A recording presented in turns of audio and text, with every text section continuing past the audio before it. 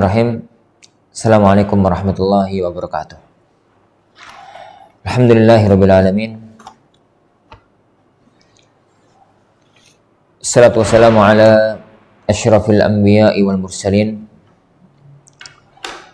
nabiyina Muhammadin wa ala alihi wa ashabihi ajma'in. Wala haula wala quwwata illa billahi rabbil alamin. Amma ba'd. Akhwani wa akhwati bidin azani Allah wa iyyakum. Ini adalah majelis kita yang ke-38 dari silsilah kajian An-Nazm Al-Murattab fi Ushul Al-Fiqh Al-Muhabbab, yakni kajian usul fikih dalam mazhab Imam Syafi'i rahimahullah taala. Kita lanjut sampai pada bait yang ke-48. Beliau hafizahullah ta'ala mengatakan, wala biqawli sahibin lam yashtahir wala bil istihsani bil aqli i'tubir. Wala biqawli sahibin lam yashtahir wala bil istihsani bil aqli i'tubir. Wala biqawli sahibin, tidak pula pendapatnya seorang sahabat. Lam yashtahir, yang pendapat itu tidak masyhur. Yang pendapat itu tidak masyhur. Wala bil istihsan, tidak pula dengan istihsan. Bil akal, dengan menggunakan akal belaka. U'tubir, itu dianggap. Bait ini membahas tentang dua lagi dalil yang diperselisihkan oleh para ulama. Jadi dalam pertemuan yang sebelumnya yang diperselisihkan itu adalah syarak man qablana. Yang kedua, maslahatul mursalah, dengan penjabaran yang telah lewat. Maka pada bait ini beliau membahas dua lagi dalil yang diperselisihkan oleh para ulama. Satu, qaul sahabi, pendapatnya sahabat. Yang kedua, al-istihsan. Yang kedua, al-istihsan. Beliau mengatakan dalam bait yang pertama, wala biqauli sahibin lam yashtahir. Jadi bukan merupakan dalil juga pendapatnya sahabat yang tidak masyhur. Jadi pendapatnya sahabat yang tidak masyhur.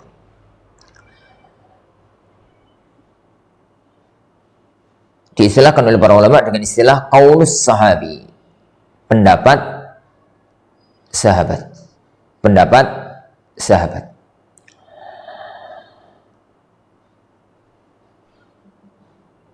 Siapa itu as-sahabi? Sahabat. Dalam definisi para ulama, as-sahabiyyu, sahabat itu adalah man laqiya Rasulullah sallallahu alaihi wasallam mu'minan bihi wa mata ala dzalik. Man laqiya Rasulullah, siapapun yang pernah bertemu dengan Rasulullah sallallahu alaihi wasallam, mukminan bihi, beriman kepadanya, beliau beriman kepadanya, wa mata ala dzalik, dan mati dalam kondisi mukmin. Man laqiya, yang pernah bertemu, yang penting bertemu, baik melihat meskipun enggak pernah dengar suara, maupun dengar suara tapi enggak pernah melihat. Yang melihat tapi enggak pernah dengar suara, misalkan orang yang melihat Rasulullah dari jauh gitu, tapi enggak akan dengar suara. Zaman itu belum ada speaker ya. Sekali-kalinya itu melihat dan dia beriman pada waktu itu lalu meninggal dunia mukmin, maka dia sahabat. Atau orang yang mendengar sabda-sabda Rasulullah tapi tidak pernah melihat, semacam orang yang buta, Abdullah bin Umi Maktum, itu pun sahabat. Yang penting patokannya pernah bertemu dengan beliau, mukmin, dan mati dalam kondisi beriman. Dan mati dalam kondisi beriman. Itu namanya sahabat. Nah, pembahasan kita sekarang adalah, apakah pendapat sahabat itu hujjah ataukah tidak? Ini perlu diperinci. Ini perlu diperinci. Yang pertama, jika para sahabat itu sepakat dalam satu permasalahan hukum agama. Jika para sahabat itu sepakat dalam sebuah permasalahan hukum agama. Jika ini, maka ini hujjah. Dan hujjahnya bukan karena ini pendapatnya sahabat, tapi karena ijma'. Dan telah kita bahas pada pertemuan-pertemuan yang sebelumnya. Tatkala kita bahas masalah ijma. Jadi, Jadi semua sahabat sepakat hukum masalah ini adalah haram atau halal atau wajib atau apa, maka itu adalah ijma' dan itu hujjah. Itu yang pertama. Yang kedua, jika itu pendapat sahabat yang masyhur di kalangan mereka, tapi tidak ada seorang pun yang mengingkari. Ada satu masalah yang masyhur di kalangan para sahabat. Ada satu masalah yang masyhur di kalangan para sahabat. Kemudian kalangan yang masyhur di kalangan para sahabat itu sesuatu yang masalah yang masyhur di kalangan para sahabat itu ada salah satu di antara mereka yang menyampaikan pendapatnya. Lah, pendapatnya sahabat ini masyhur, dikenal, menyebar kemana-mana, dan tidak ada pun satu pun sahabat yang mengingkarinya. Ini juga hujjah. Ini yang dulu kita istilahkan dengan ijma' sukuti. Ijma' sukuti. Hujjah bukan karena dia pendapatnya sahabat, tapi karena dia adalah ijma' sukuti. Baik, yang ketiga.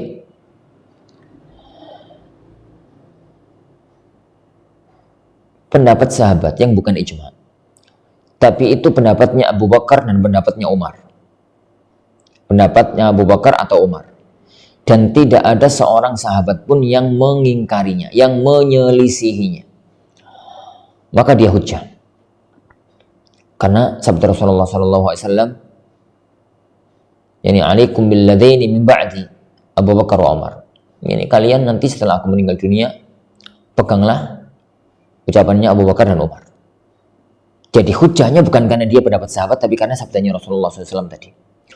Begitu juga dengan pendapat Khulafaur Rasyidin, Abu Bakar, Umar, Utsman, Ali. Yang mana pendapat mereka itu tidak ada satupun sahabat yang menyelisihinya. Maka itu masuk dalam sabda Rasulullah SAW, alaikum bisunnati wa sunnatul khulafair rasyidin min ba'di. Pegang teguhlah ajaranku dan ajarannya Khulafaur Rasyidin yang setelahku. Maka itu hujjah. Bukan karena itu ucapan seseorang, tapi karena perintahnya Rasulullah Sallallahu Alaihi Wasallam. Itu poin yang keempat nih. Poin yang kelima, pendapat sahabat siapapun dia yang ada yang menyelisihi di kalangan sahabat yang lain. Jadi pendapat sahabat siapapun dia, tapi ada sahabat lain yang menyelisihinya. Kalau ini bukan hujjah. Jadi bukan hujjah. Lah, kenapa? Ya karena kita nggak pernah tahu mana dan mana yang benar. Bisa jadi kita menguatkan salah satunya, tapi untuk menetapkan ini hujjah dan itu hujjah, tidak. Ucapan ini saya katakan dengan pasti kalau tidak ada dalil dari Al-Quran dan Sunnah. Adapun kalau ada dalil dari Al-Quran dan Sunnah, maka yang dijadikan dalil itu adalah Al-Quran dan Sunnahnya, bukan pendapat sahabatnya tadi. Jadi sampai pada 4 poin ini, 5 poin ini, pembahasannya jelas dan tegas. Jadi kalau itu kesepakatan, hujjah. Kalau itu ijma' sukuti, hujjah. Kalau itu fatwa Abu Bakar dan Umar dan tidak ada menyelisihinya, hujjah. Kalau itu fatwa Khulafaur Rasyidin dan tidak ada yang menyelisihinya, hujjah. Kalau itu pendapat sahabat, siapapun dia, lalu ada yang menyelisih dari kalangan sahabat yang lain dan sama-sama tidak punya dalil tentang masalah itu, dalil yang tegas maksudnya, maka itu bukan hujjah. Loh, terus yang jadi masalah di sini apa? Yang jadi masalah ini adalah masalah yang terakhir. Yang jadi masalah di sini adalah masalah yang terakhir. Yang keenam, yaitu apabila ada seorang sahabat berfatwa menyampaikan satu pendapat dalam satu masalah yang tidak masyhur, atau dalam, kalau bahasa kita itu yang tidak viral, gitu ya. Atau dalam satu masalah yang viral, masyhur, tapi pendapat sahabat itu nggak masyhur, nggak menyebar. Itu yang beliau katakan dengan ucapan beliau, lam yashtahir, pendapat sahabat yang tidak masyhur, lalu tidak ditemukan sahabat lain yang mengingkarinya. Apakah ini hujjah atau tidak? Ini yang diperselisihkan oleh para ulama. Sebagian ulama mengatakan itu bukan dalil. Ini karena bisa jadi sahabat yang lain nggak tahu, dan bisa jadi kalau sahabat lainnya tahu mengingkarinya, jadi itu mengingkarinya. Taib. Sebagian antara mereka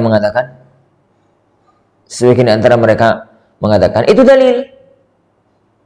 Karena bagaimanapun juga sahabat itu lebih alim, lebih utama dibandingkan orang-orang yang sebelumnya. Keberadaan tidak ada satupun sahabat yang mengingkarinya, maka menunjukkan akan kedalilannya, bahwasanya itu adalah sebuah dalil. Jadi ini masalah, jadi tolong dipertegas ya, dalam arti difahami dengan tepat. Jadi qaulus sahabi ini tidak dalam semua kondisi. Qaulus sahabi, pendapat sahabat yang diberikan oleh para ulama itu hanya kondisi yang terakhir. Apa tadi? Pendapat sahabat yang tidak masyhur, lam yashtahir. Jadi yang tidak masyhur. Nah, pendapat sahabat yang tidak masyhur ini, tidak ditemukan ada pendapat lain yang menyetujui atau mengingkarinya. Yang tidak ada yang mengingkarinya. Tidak ditemukan. Maka ini yang terjadi perselisihan di kalangan para ulama. Sebagian mengatakan itu bukan hujjah. Dan ini pendapat ulama-ulama Syafi'iyah. Wala biqauli sahibin lam yashtahir. Ini bukan dengan pendapat, tidak pula dengan pendapat sahabat yang tidak masyhur. Yani sebagian ulama yang lain menyebutkan bahwa itu adalah hujjah. Ini para ikhwah khusus hanya untuk masalah pendapatnya sahabat, ya. Bukan ulama-ulama setelahnya.